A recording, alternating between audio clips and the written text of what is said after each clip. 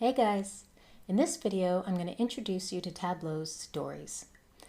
Stories are basically a bunch of worksheets that are made up into a sequence that you design. Each worksheet can have an entire dashboard on it, a separate visualization, or really whatever you want. The main important part about stories, it's different than dashboards, is that the stories are ordered in a logical sequence so that you can present the data to your audience in a sequence that makes it most likely that they will arrive at the same conclusion you did when they look at your data. In this video, I'm not going to go into all the details about how you would format every single part of a story point, much like in the dashboard video. There are lots of resources out there, and you can spend weeks and weeks and weeks learning how to get all the formatting perfect and learning all the bells and whistles. Instead, what I want to do is I want to give you an overview of how you get started using story points and show you how you could use story points for presentations to technical teams if you need them. At the end, I'll give you some inspiration for these stories or for making beautiful stories by showing you some of the story points that have been published on the web.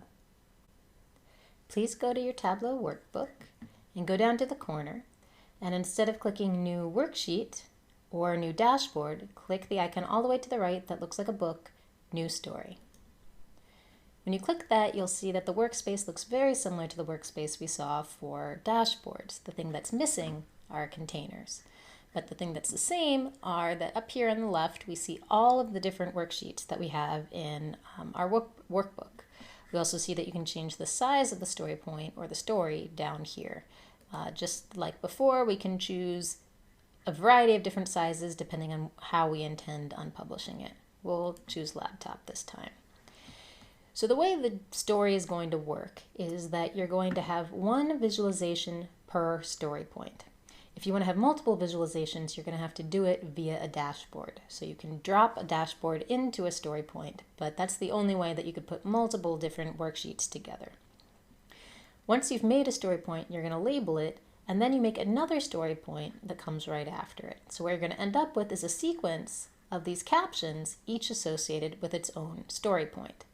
So imagine that you wanted to share the results of your data analysis with either your partner or your friend to explain to them why you want to move to a certain place for a new job.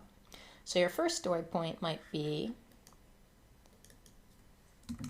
I took into consideration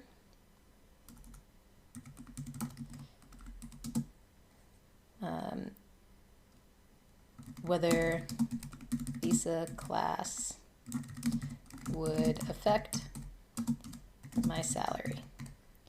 And then you could put your visa class analysis here. Then you can make a new blank point, and you could say, I also looked at whether my salary would likely increase in the future, or something like that. And then you can put your best fit lines over time. You could start by saying, at first, I thought I was going to move to California, say. And then you might put your jobs by state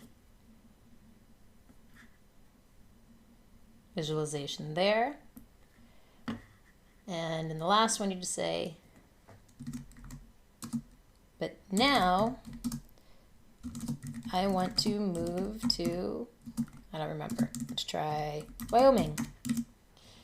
And so now you can put your dashboard, your entire dashboard, in this story point. And the important point to see here is just like in your dashboard, you can make these story points interactive. So they will work in exactly the same way as they did when you were making dashboards.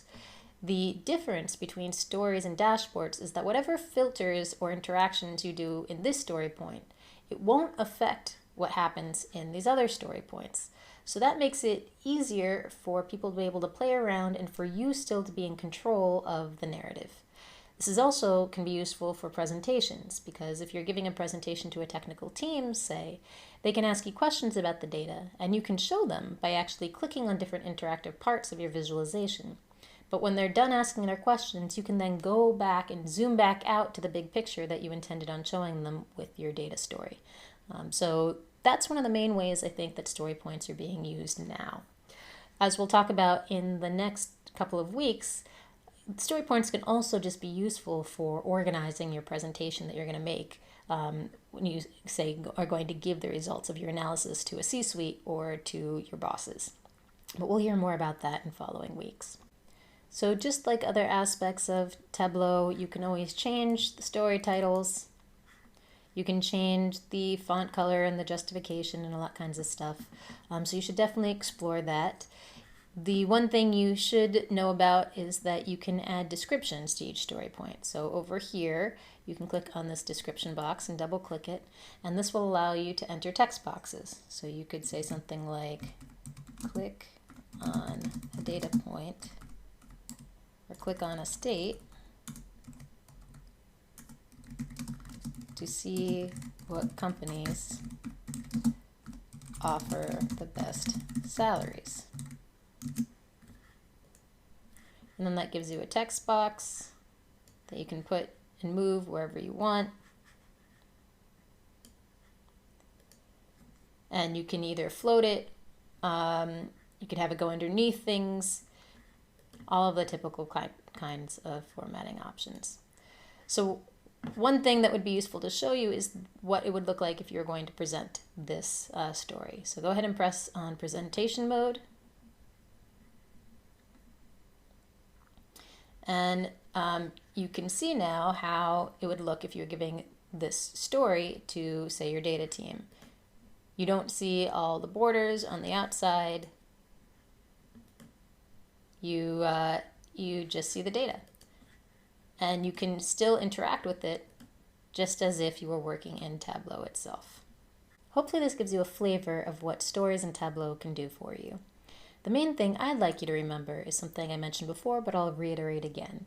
This gives you a good way for figuring out what order of your data insights would be useful for communicating to people your conclusion of your data story.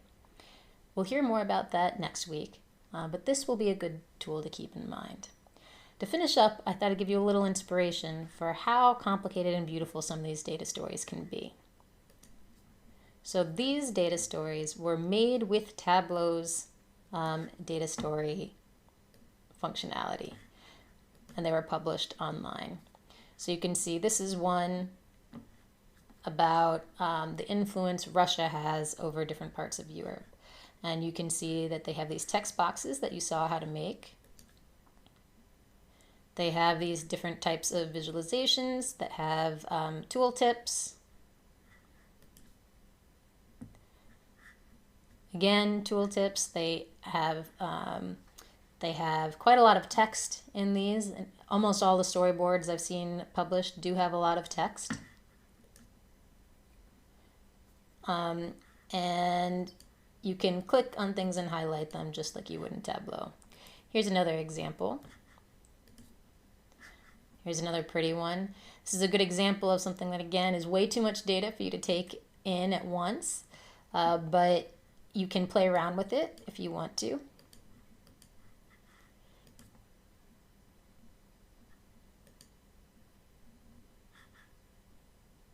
And you can see the legends here try to give the story that the author is trying to convey. And this was actually published by CNBC. One of the things I alluded to a couple times, and that you might have noticed as I clicked through these story points that were published on the web, is that although they are beautiful and really enjoyable to interact with, it's pretty hard to figure out what the take-home message of each individual visualization is. You usually have to read the full paragraph to figure out what they mean. And you might even have to do more than that. You might have to click around and infer some of the story yourself. So one of the reasons that's the case is because there's a lot of data on these graphs. The other reason is because there's a lot of text.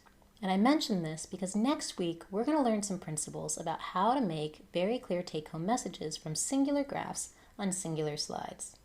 You'll see that many of the principles suggest doing the opposite of what you see on these beautiful story points and beautiful stories we see published on the web. So I hope you're excited to learn more about that because it'll make you a very powerful presenter in business settings. But in the meantime, please enjoy these beautiful, beautiful story points that you can find on the web. And we'll give you some more links with the course website so that you can see even more of them.